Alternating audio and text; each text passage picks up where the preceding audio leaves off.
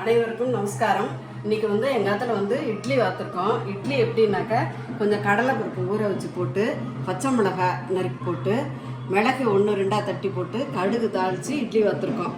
அந்த இட்லி கொஞ்சம் மாவு புளிச்ச மாவாக இருந்ததுனாக்கா இதெல்லாம் போட்டு இட்லி வார்த்தாக்கா நல்லா டேஸ்ட்டாக இருக்கும், புளிப்பு இல்லாமல் இருக்கும். அதுக்காக அந்த மாதிரி இட்லி வார்த்துருக்கோம். அதுக்கு சைட் டிஷ் வெங்காய சட்னி அரைச்சிருக்கோம். பச்சை வெங்காயம், உப்பு, புளி எல்லாம் போட்டு, காஞ்ச மிளகாய் எல்லாம் போட்டு அரைச்சி வச்சுருக்கோம். இந்த கடுகு தாளித்து இதை போட்டு நல்லா கலரி இறக்க வேண்டியது தான் வெங்காய சட்னி. எங்கள் இடத்துல இது பண்ணியிருக்கோம். நீங்கள்லாம் என்ன பண்ணியிருக்கீங்கிறத கமெண்டில் சொல்லுங்கள். உங்கள் இடத்துல என்ன டிஃபன்னு சொல்லுங்கள்.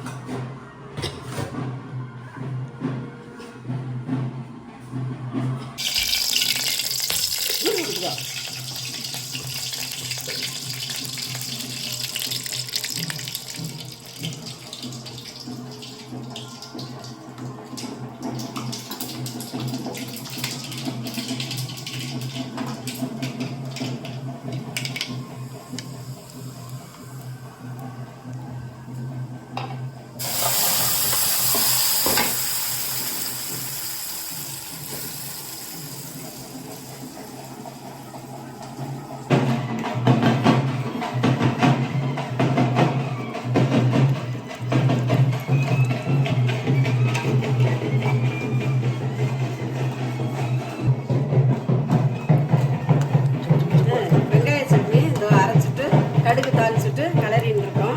இந்த கலரி இறக்க வேண்டியது தான். ஒரே சத்தமாக இருக்குதுன்னு பார்த்தீங்களா? கோவிலில் பக்கத்தில் கோவிலில் கும்பாபிஷேகம் நடந்துட்டுருக்கு. அதுதான் சவுண்டு அதிகமாக இருக்குது.